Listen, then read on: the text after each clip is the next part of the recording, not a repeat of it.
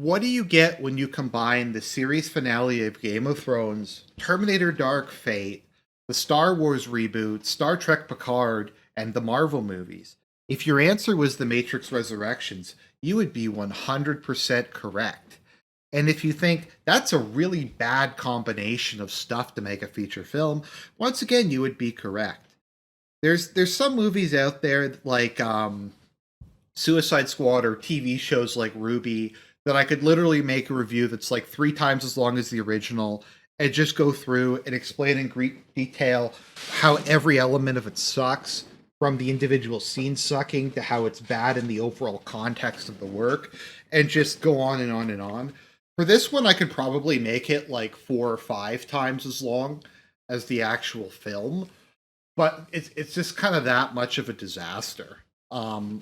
So I'm gonna try to bring a little bit of order to this review, more so than they had with this fucking film. So maybe let's go back to the beginning. So as you guys know, my favorite movie of all time is The Matrix One. I love The Matrix for any number of reasons. I'll have to do a review or a commentary track or something of it at some point. So Matrix One is awesome. I love it. I like Matrix Reloaded. A lot of people shit on The Matrix Reloaded. I enjoyed it a lot. I've seen it probably a dozen times over the years. It's a lot of fun. It's one of the most fun movies. Sure, there's a lot of dumb stuff, but it just in terms of like creative and interesting action scenes, it's kind of hard to beat The Matrix Reloaded. The Matrix Revolutions has a lot of problems. It's too long, too little happens. I do respect some of the ambitious things they tried to do with it, and there are some scenes that are generally good, and I do think it was a satisfying conclusion to Neo's story. Even if I was kind of bored for a lot of the movie, the final confrontation with Smith I thought was very satisfying.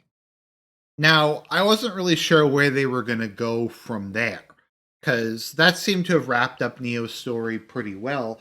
I wasn't against having another Matrix film, maybe something, a prequel or a sequel set in the future, maybe just something else set in the Matrix universe. That sounded promising to me, although the Wachowski brothers I really have no faith in, because the Matrix Revolutions was kind of pushing it, but I was willing to give them another chance.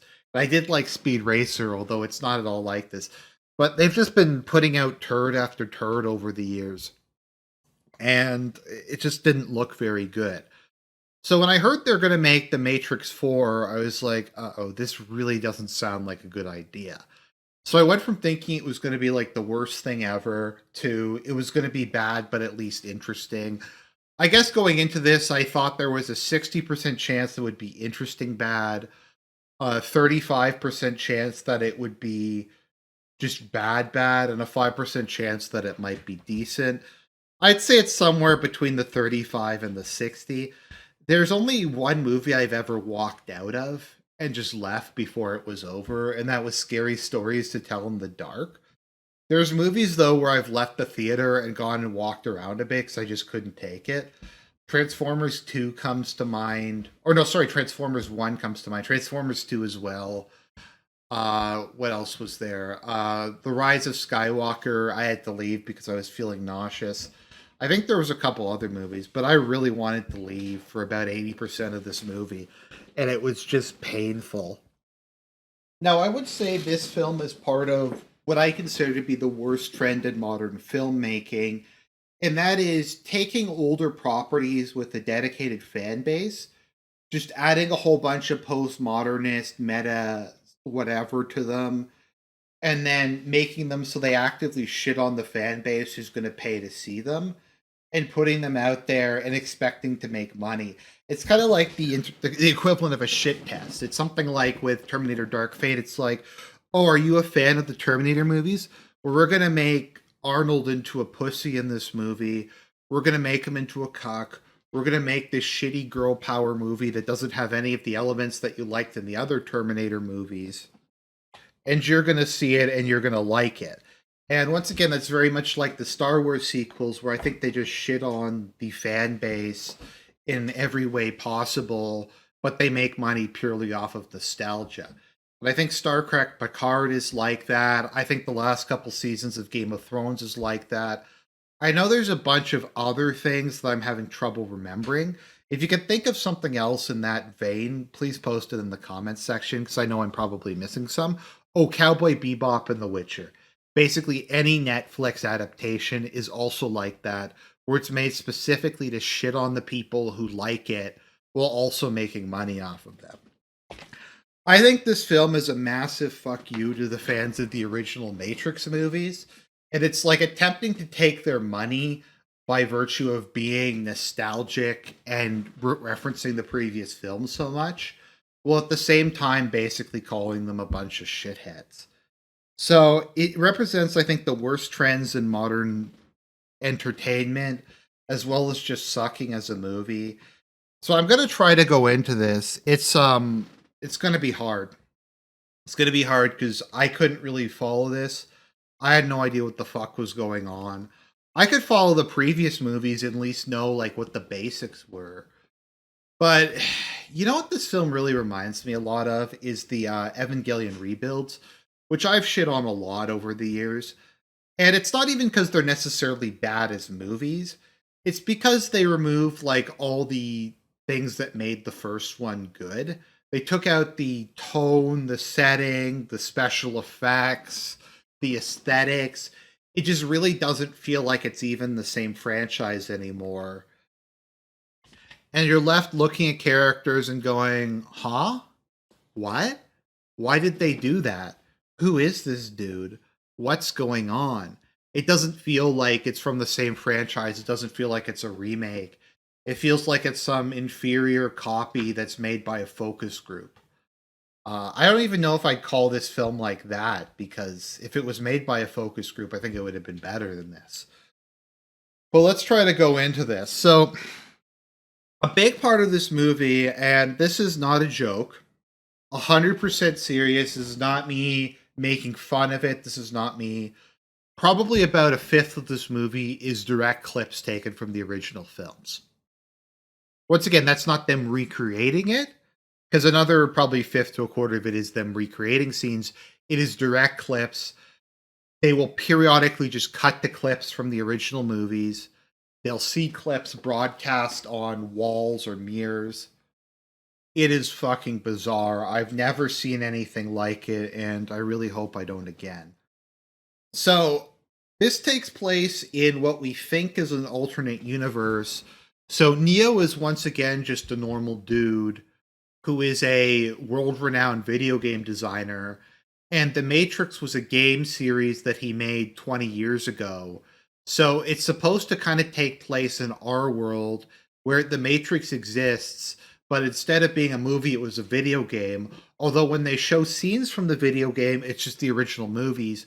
So somehow we're supposed to expect in like 1999 they made a video game that looks exactly like a movie, which we can't even really do today.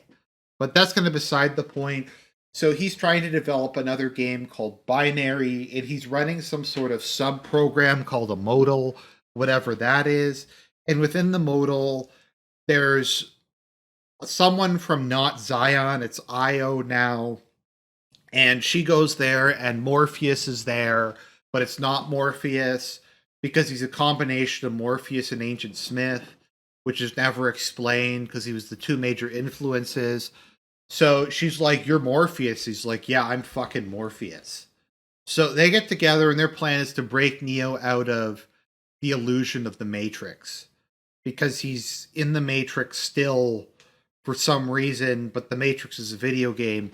And this is where you really get the scenes where they're shitting on the original, where they have like a bunch of hipsters sitting around and trying to analyze the series. Like, it's about trans politics, it's about crypto fascism, it's about this. They're like, it's so deep, and it just feels like they're making fun of the fans of the original movies. Which once again, I mean, that's a good call. Take a shot at the people who are actually going to pay to see this stinker.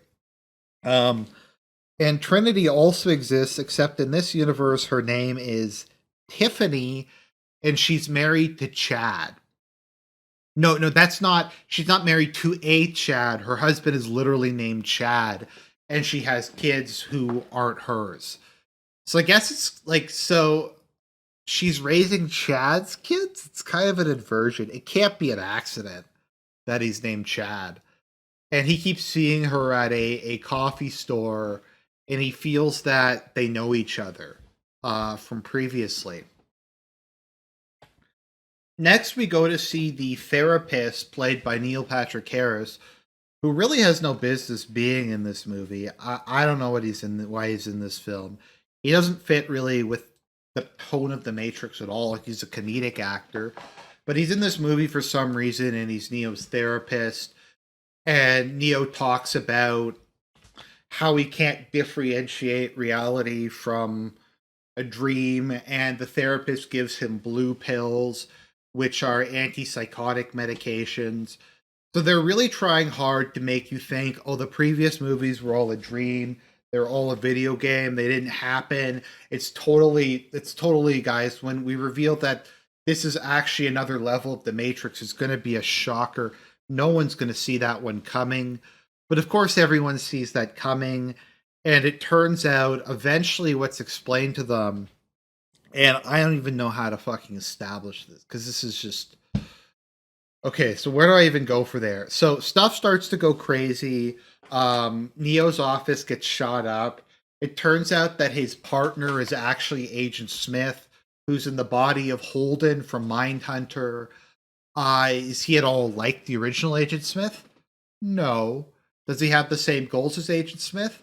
No. He's just Agent Smith now, I guess. And we're just supposed to accept this. Like, we're supposed to accept that random dude is now Morpheus, even though he's not Morpheus, because Morpheus is canonically dead at this point.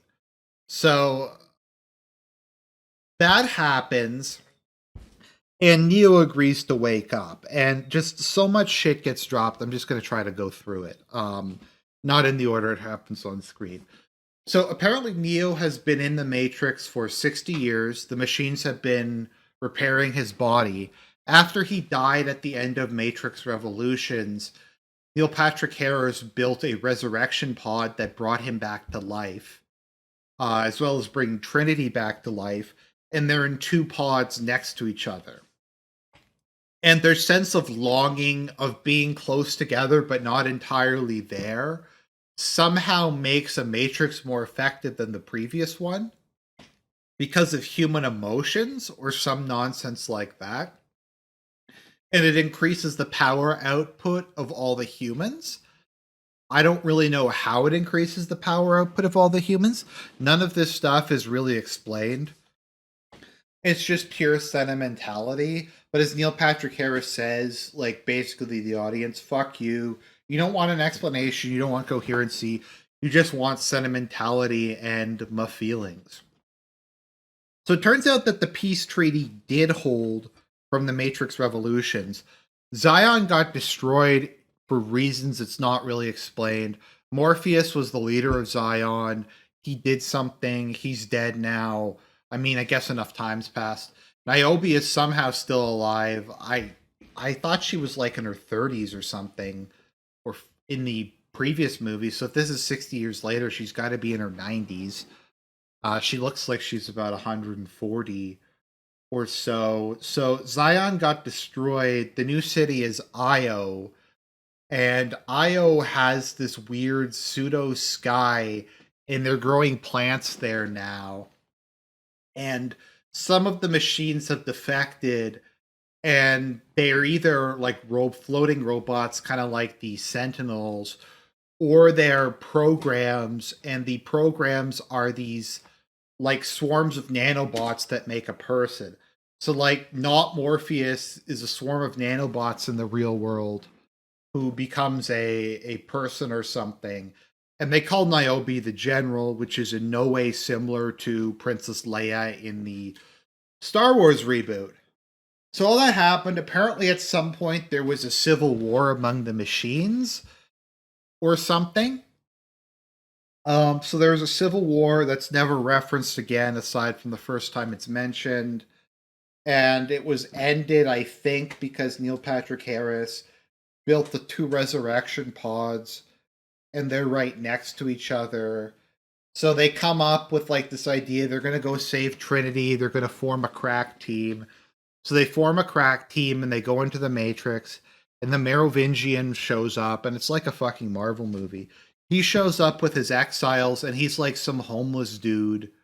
He's like a beggar or something. And it's just, why? Why bring him back at all if it's just going to be for a gag? I mean, there's enough gags in this movie already with the constant cutbacks. So he just yells incoherently in French because the sound mixing in this film is garbage. And then he gets mad and leaves, and that scene serves no purpose. Smith comes back and he has a fight with Neo that's exactly the same as his fight with Neo in the Matrix 1 and the same as his fight with Morpheus in the Matrix 1. And they decide they're going to work together to take down the analyst. My guess is a lot of this film is they just didn't want to pay actors to come back. Like they didn't want to pay Lawrence Fishburne or Hugo Weaving or um the guy who played or some other people who they replaced. So only the people who were lame enough to want to come back are in this movie. So a bunch of stuff happens. Niobe's like, "Look, guys, I know that this is probably going to restart the war with the machines, but we got to do this because we got to save Trinity." So they go into the Matrix again, and we have a scene where all these like red pills and police officers and soldiers are at the coffee shop, and Trinity shows up, and she rejects Neo, and she's like, "No, I'm Tiffany." And then at the last minute, she's like, "No, I'm actually Trinity." And then they start to run away, and the red pills and the soldiers fight. And Neil Patrick Harris activates the swarm protocol, which just massively controls humans like zombies. And we get a zombie scene where like people are jumping out of windows trying to fall on Neo, and they're like swarming cars, and so this becomes a zombie movie for some reason. And then Smith is helping him out and doing something. I'm not really sure what. So then the analyst is going to kill them, even though he needs them for his plans, for reasons, I guess, petty revenge or something like that. Um, they get stuck on the top of a skyscraper. There's like some heist going on where they're taking Trinity out of her pod because their pods aren't guarded for some reason. There's not even security cameras to stop them from doing something like that. It's the most important part of the machine's plan, but they don't even bother to watch it. You'd think that it wouldn't be that hard if you were machines to just get a couple AIs to do it. Just get like a couple dozen or 100 sentinels or something to just kind of sit around and make sure no one's fucking with their main thing that's vital to their survival. But yeah, so while this is happening, they're taking Trinity's body away. They go up to the top of a skyscraper. The soldiers show up. They both jump off the skyscraper. Neo can't fly anymore, but Trinity can because of girl power.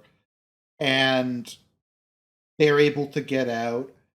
And then it goes back to the Matrix, and Trinity and Neo come in, and they talk to the analyst, and they're like, "Look, we're going to control the Matrix now. We're going to make it into this like creative paradise world or something like that," even though they tried that in the previous movies and it was a disaster. So we're in charge now. If the analyst tries to do anything, it's going to not work. And then it just ends. Well, it doesn't end, it just stops. Nothing gets resolved. We don't learn anything. This really reminds me a lot of like the ending to Game of Thrones. It's like people had all these theories. People wanted something cool. People wanted something different, and it was just a nothing burger. It was just nothing. There's nothing cool. There's no secrets. There's no twist. It's just an ending that's played straight, but straight in the shittiest way possible. Which is once again like the ending to Game of Thrones. I mean, anything would have been better. The machines killing everybody would have been better. The Matrix being destroyed would have been better. Neo just agreeing to accept his fate would have been better. Instead, we get like a happy ending, but a shitty happy ending that doesn't really make sense. And I mean, they kind of build it in. If you question this ending, if you say it sucks, if you say this movie sucks, then you're just a fanboy and this film was made to shit all over you. And I think that largely just summarizes this whole movie. I think they made it bad on purpose. I think they made it so that if you criticize it, you're criticizing the original movies. So it's shitting on you for liking the previous movies while wanting you to give them money to see this new movie. So don't see The Matrix Resurrections. If you want to obtain a copy once it's available, by all means, don't give these hacks your money. There can't be there needs to not be a Matrix 5. We can't let them keep getting away with it.